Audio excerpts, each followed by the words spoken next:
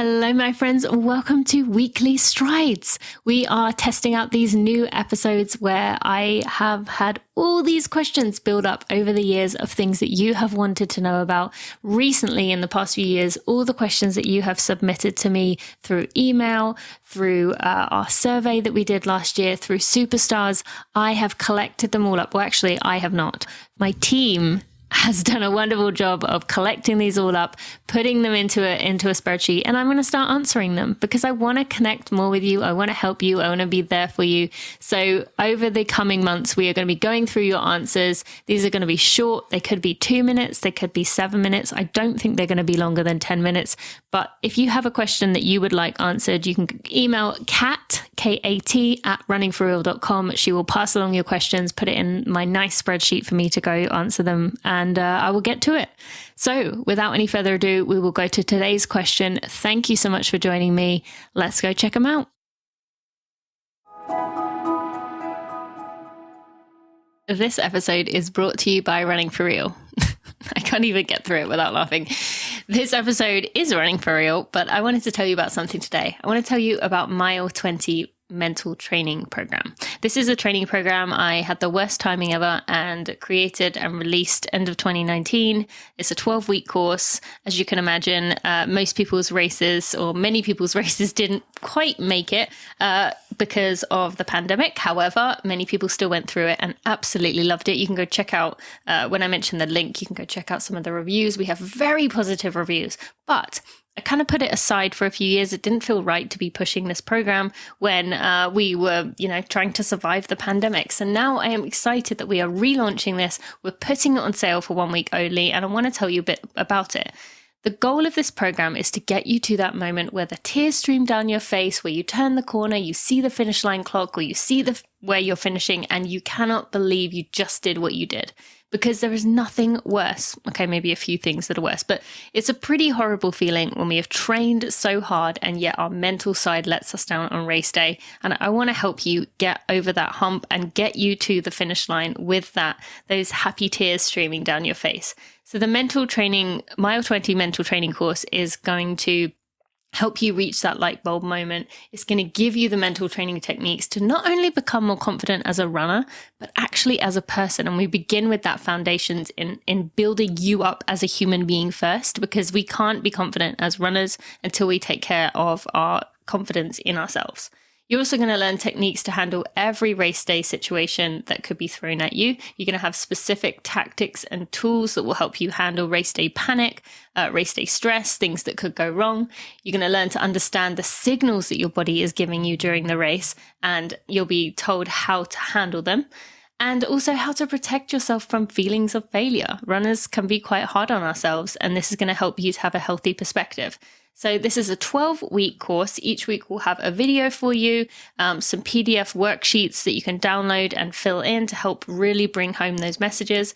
And friends, for you, for 1 week only, starting on August 8th, this course is going to go on sale by $100 off. That will be $197 instead of the $297. Just for 1 week only. It will then go up to $297 for a week, and then I will shut the doors, because it's really important that we have accountability buddies, that we work together through this training course and can go through it as a community. That is really important to me. So this is only going to be open for 2 weeks. So you can go to tinamuir.com/mental training. That's TINAMUIR.com/mental training to go find out more. Add yourself to the waitlist right now, so I guarantee you will get one of those spots for that first week when we relaunch it. Go check it out, tinamuir.com/mental training.